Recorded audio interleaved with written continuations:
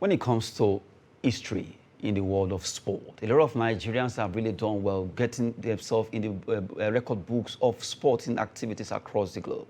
The likes of Blessing Okagbare, late Sunday Bada, not forgetting the Enefon Udobong, Mary Onyali, Failat Ogunkoya, Shehu Ogunkoya, lots of them. They've done well for Nigeria in athletics. But this time around, we're going to be looking at a Nigerian who did well by breaking a record over there in USA. Her name is Favour Ofili. Favour Ofili has done well for herself as she was able to break a record that was set in 2018 by Blessing Okagbare in 200 meters. This lady ran 21.96 seconds to break that record that was set by Okagbare in 22.04. Good one for Favour Ofili as we use this particular story to welcome you on 360 Sport. I am Adeni Aji Shafe. Well, going back to that particular story, but before we look at the story, we'll be unveiling our guest.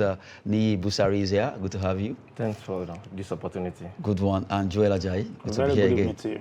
Good one. Right. Now, you just saw what I portrayed there concerning Favour Ofili. That's our first story, as I said earlier. Favour Ofili is an athlete who is specialized in 100 meters, 200 meters, and also relay races. But this lady did well just over the weekend as she was able to run 21.96 seconds at the Tom Jones Classics in USA. Good one for her. Right now, she actually broke the record set by a Nigerian, Blessing Okagbare, in 22.04 seconds. And Nigerians are celebrating because it shows that, yes, if another Nigerian should break a Nigerian's record, and it's not just a Nigerian. Right now, this record seems to be the best in Africa, and even this year in the season of athletics, Favour Ofili from Nigeria has been fantastic in the world of athletics, 200 meters. Yes, since career at the national level, he has shown, since 2018, she has shown that is a promising talent. Yes, for Nigeria. Since 2018 till now, she has won 8 medals for Nigeria, 5 gold medals, 1 silver and 2 bronze medals. And you can see at the weekend, 21.96 seconds in 200 meters. This is a good thing for us. And I think, I hope that she can repeat or do better when we are having World Championship coming up very soon in Oregon in the US. And I believe with this, Nigeria will definitely look forward to France when the Olympic we definitely hold, the next Olympic. With this, and if she can continue to improve on her performance between now and that time, I think the hope of Nigeria in terms of athletes and the athletic, which of course is one of those sports that have given Nigeria the good image apart from the basketball and the football. Athletics is another one where we have many Nigerians who have really write Nigerian gold write Nigerian name in gold across the world. And I think Favour Ofili is one of the best things that has happened to Nigeria. Now, you look at the fact that this lady, well, Commonwealth game is coming. The one you mentioned, Oregon, World Championship is coming, Olympic is coming, and right now she's already pushing to break more record, 100 meters, 200 meters, relays, and somebody was saying, you see why it's good to train with good facilities, because when she was in Nigeria, yes, she was good, but now she's getting better because she's now in the US, having access to all these facilities to train with, a good environment and everything, and she's getting better. For me, it's a good one for the young lady. A 19-year-old lady have this kind of record, and then we have a whole lot of international game this year. It means if she keep on working very hard, she's going to break more record. Like my brother did said, we have a tournament in US. We have the Birmingham Commonwealth Games. The Olympics is there. And then we also have some other games that we need people like that. And then you did say something, talking about facility. We might not have it in such a way that many people will think that, okay, this is what's supposed to have. But I believe with the kind of the little one we have, if we make use of it, and then when we now get the better facility, you'll be able to improve on it. And I think this is what's worked for this my beloved Nigeria, that is making us proud as a product of Nigeria. So for me, I will like that the AFN should look beyond the issue, let me just say beyond the issue of crisis that is going on left and right. This year you see crisis, tomorrow you see crisis. Just have the heart of the game at your heart. When you have the game, we have many talented Nigeria that can even do more than what FIFA just did. Before, we thought it's only Okagbere that can do it for us as a nation, but today Ofili has made another record for the Nigeria. So if we try as much as possible to put our house in order, and then we put the facilities in order, if you go to Delta State, that is why they are having it better. I do say it, I will say it times without number. If you go to Delta State, you know that governor is a sporting governor, because many facilities there have been put in a proper way for the athlete to train. That's why you see many of our athletes, athletic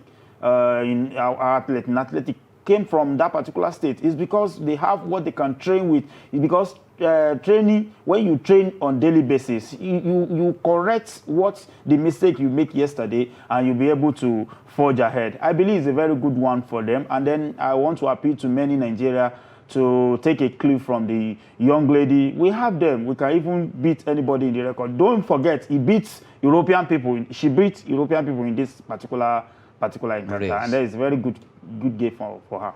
Good one there. We've been unfolding the lady of the moment, Favour Ofili, who ran 21.96 seconds over there at the Tom Jones Classics in the US. Well, she's at least a very good athlete, and she's really doing well for Nigeria. Hopefully she can get better before the championship begin over there in Oregon, and also not forget the Commonwealth Games in Birmingham. Now let's come back home as we talk about MPFL. A match will be coming up today as we speak right now. That match is ongoing over there in Port Harcourt. Rivers versus Eyimba. That's a big match between Rivers, table topper, and Eyimba. Now, if you turn this, looking at the way it is, Eyimba, Rivers, the way they stand on the table, Eyimba are on the 9th position. We have 32 points. Rivers United are first on the log with 49 points. 24 goal difference. Eyimba, no goal difference. It means the amount of goal they score is the amount of goal they've conceded. That's a Eyimba International, a whole Eyimba. Well, that's football. You know, at times, don't even look at Kano Pillar 16 on the log. But from the way it is, Rivers, Eyimba, who do you see to win this particular game ongoing right now? Being the table tapper and the table topper, yes, and playing at home, I think Rivers United has their advantage on their side. However, Eyimba, with the caliber of player, the coach, and what they have done in the continent, I don't think they are a pushover in this. And don't also forget that this is like a derby, because both of them are from the southeastern part of Nigeria, and of course, it's not going to be an easy ride for the home team to just go and pick the necessary 3 points. However, the pressure is still on the Rivers United, having 1 point, just 1 point ahead of Plateau United, who are rushing behind them to make sure they clip the top position from the MPFL leaders. I think it's going to be a tough game for them. However, with what I've seen so far in the league, Rivers United are well motivated to make sure they pick these 3 points and put it in the bag to also extend the 1 point lead to 4 points as we are ending today the Week 23 MPFL games. Okay, now looking at the fact that Rivers and Eyimba, well, from southern Nigeria, even though Eyimba is from southeast, you have Rivers from the south, but they are from the southern part. They are right now facing themselves. Who win this game? Let's see if Rivers will actually widen the gap again. But still talking about the MPFL, let's look at this particular scenario. We talked about it in the morning, but this time around we are focusing on fans' attack in Nigerian Football League, using the Kano Pillar versus Katsina as case study. Well, fans' attack in Nigerian Football League has been a season for a long time. Well, but recently it's coming back with its ugly head again, and it's becoming worrisome that you see bosses being smashed, you see referees being attacked, you see players being beaten. In fact, there was a particular video where a coach slapped the center referee, and that's not so good for our football. We are using Kano Pillars as our case study now. If you roll it to the LMC verdicts now, what they passed after that particular incident, you see that Kano Pillars will be the one to bear the brunt of this because of the fact that what their fans did will get them, they have to come to Abuja now. They have been banished to Abuja. They will have to cough out 9 million naira. They will also be deducted of 3 points. And another 3 points, although it's suspended till end of the season in case of further breach. Well, inconclusive game to be played in Abuja. Why they just came back home? The same Katsina hosted them for a while, and they were not grateful enough. The fans seem to forget so quick. They forgot so quick that Katsina hosted them just recently. And now they are back home, and they quickly turn this around. Joel Ajayi, looking at this, our focus in fans' attack on Nigerian Football League. Honestly, it is an unfortunate incident for us. In the previous year, like 2-3 years ago, we witnessed the less issue like this in NPFL. It's only in all these third tiers and second tiers of the league.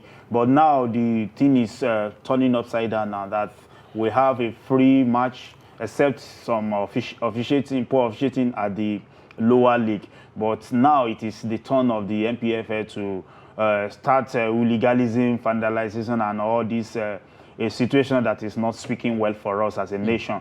So for me, I said it in the morning when your program was on in the morning, and then I will still say it. I think it is high time for us as a nation, as a club owners, as a state that owns a club, to, as you are trying to improve your coaches, you are trying to improve your players, you are trying to improve your facilities, I think there is essential need for you to improve on the fans, because in the whole world, it is the fans that happen to be the glamour of the game. If you are watching EPL, you see people cluster, you see a larger number of people, and then that's why I always say it.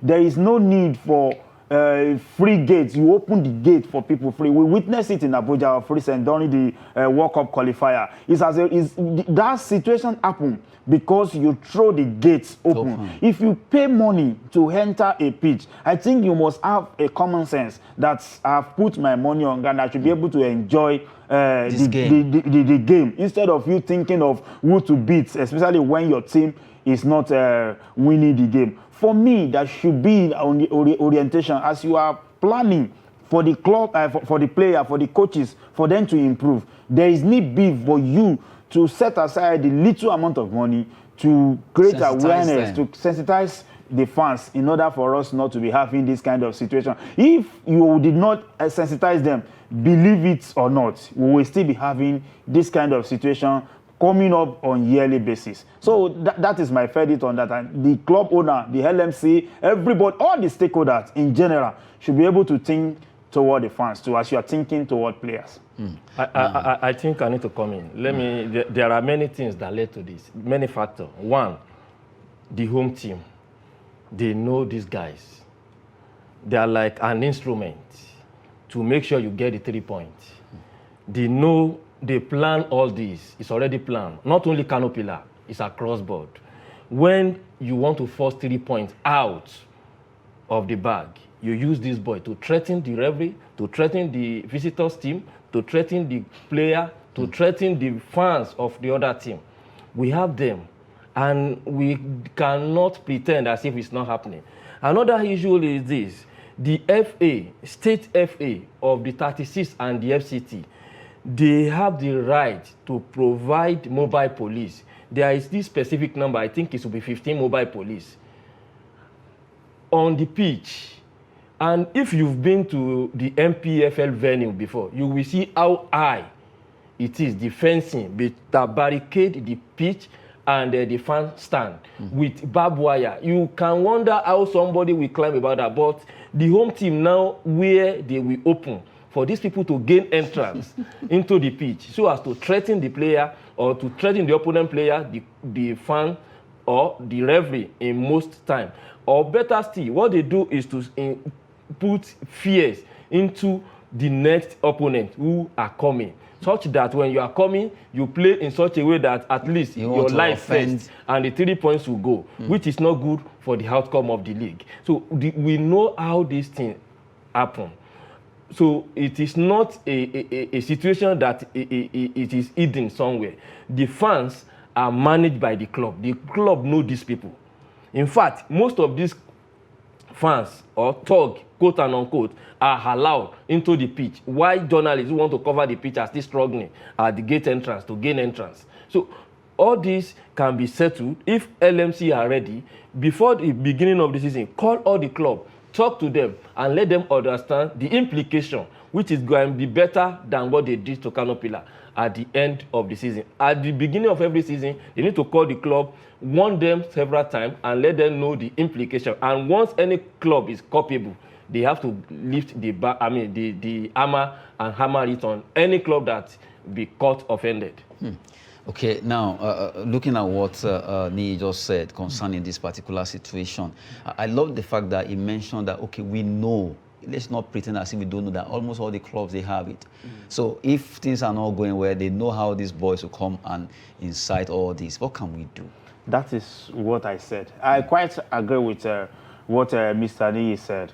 But where I would just want to lay emphasis is on the issues of the LMC.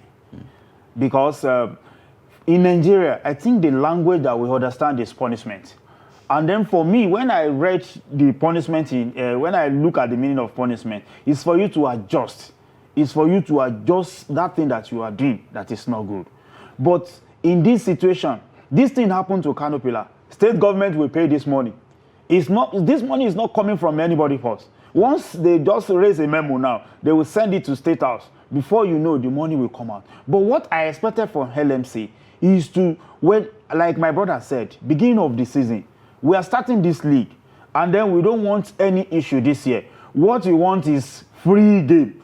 If you look at the game that they play, we have 5 draw. To me, is the league is moving. But what I want them to do is that once you involve in this kind of situation, you'll be expelled from the league. You will discover that when they expel 2 clubs in this season, next season they are going to get it better. So, like he said, we know them. We know what played out. We that we are going to report the game, we that we are going to propagate the game, we were shot outside the gate. But those people that will even bring more shame to the game, they are in. But that is Nigeria's situation for you at times. For me, I think it goes beyond paying so amount of money, repair facility, or buying a bus or do everything. Once you involve in this thing, you are expelled from this league till next season. When you play in NLL, maybe when you get promotion back to the professional league, you'll be able to come back to your senses and do the need. Now it means from the way you are talking now, you want a more stringent measures to be applied by LMC. I'm telling you. They'll be more tough on these teams. All these 9 million, 3 point. When they drop you from the league, then you'll be able to get better according to Definitely. Stiffer's punishment from the LMC can bring an end to this shame. But while you were talking, you mentioned why even the journalists that want to cover the game are outside. Yes. I've been to a game where journalists were even being beaten. They were beaten mercilessly at the gate for trying to enter, and then you have these fans, these so-called fans, already inside. During that time, when the DSTV were covering Nigerian League, there are some matches that they will tell them, Oga, don't open your camera here. And the reason is simple, because the 3 points cannot be guaranteed when it's being televised live because of certain things. I could remember recently when a team is banished to Abuja, they were praying that they should quickly finish the 3 matches ban and go back. Why? Because there is no room in Abuja for you to perpetrate all this. When the halftime, the players are going, the officials are going into the locker room in the halftime, they have those guys standing at the walkway to threaten, maybe in terms of voice, or showing the officials, the match officials, some kind of knife or cutlass, that their lives are not safe. So that when they are coming back in the second half, you will see that what the match official did in the first half will definitely change. Immediately he came back, because his life is important to him. Is it not because of 3 points? Let me give them and go back to my home. Later we will resolve all this. The issue. And when the match commissioner is writing, because they write and submit to the league management, all this will not appear. In most cases, or in some cases, we understand that money exchange hand for them to throw away face in Nigeria Palace. So I like that slang you use for them to throw away face. So as if that's the match commissioner. Yes, Allegedly. yes. We have those that been sent by the LMC. They call them match commissioner. Their own is to oversee the performance of the referee.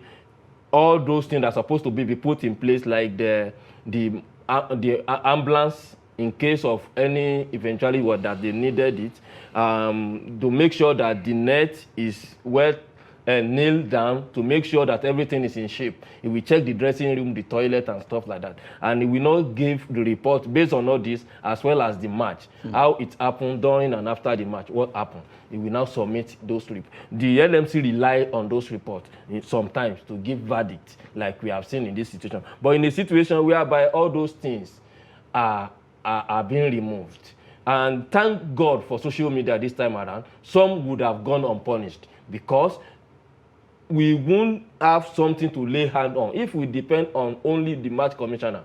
Sometimes the team that erred might escape punishment because there wouldn't have been any evidence to log on. But because on social media, everybody has their phone which have camera.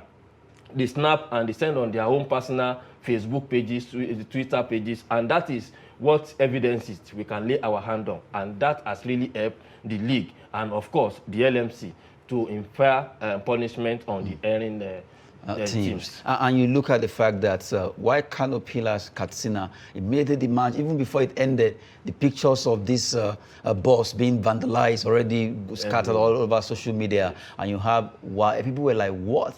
Is this a team bus that look as if it's an accident or something, vandalized by fans? So painful. That is why I would like to agree with Mr. Andy you just said. Apart from match commissioner, we have match secret assessor that went to each venue, and you will not know them. But in Nigeria, when we are talking about secret Nigeria, assessor, we know them. Even before they appointed them, they will have, some people must have making money from it, from the LMC. They will just chat, maybe call the club owner. We are sending so person to your venue. They already know the person. It's no longer a secret assessor anymore.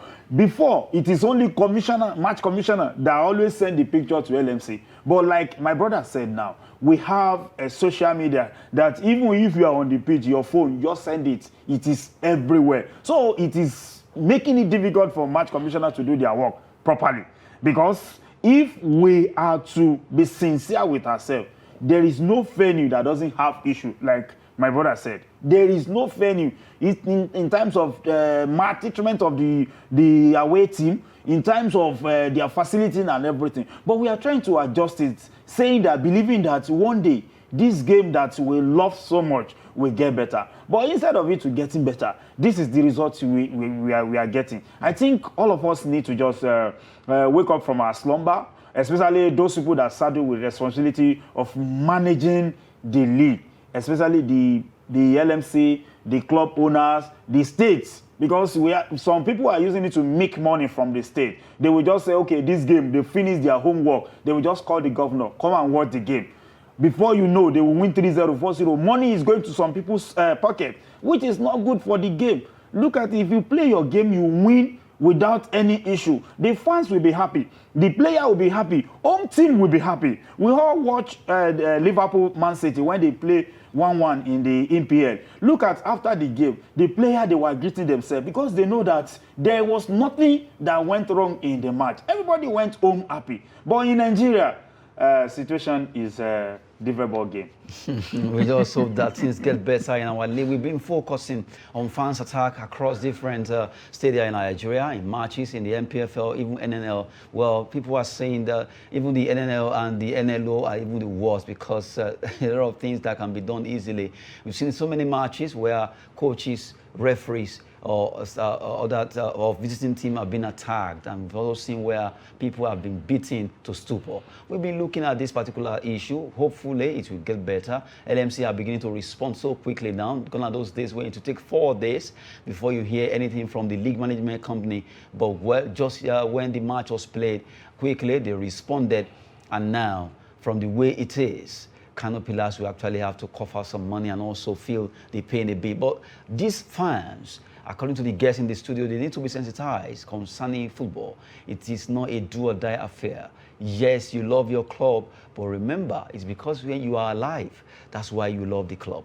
You need to be alive. You also need to allow the other team that are coming or that are playing against you to live a good life. Well, we've been looking at fans attack in Nigerian football and focusing on Kano Pillars versus Katsina United. That game did not end well at all. Well, we've been looking at that, but our time is really running out. Before we go, we quickly talk about, Coach Adam Bozo has invited 40 players for the Wafu Cup, but from the way it is, even though he has some new technical members, Patayamo and all the rest, but 40 players ahead of Wafu Cup. I'm just bringing this in for us to just quickly talk about before we go. Do you think we are ready for this? I think this is supposed to be the focal point. One, unlike now, we have had NFF president before now, and that was why we won many trophies. Unlike the last 8 years under Amaju Pinnick, we are playing a competition that we give us the World Cup ticket, because from Wafu B, we qualify for African Nations Cup. From that under 20 Nations Cup, you get your World Cup ticket.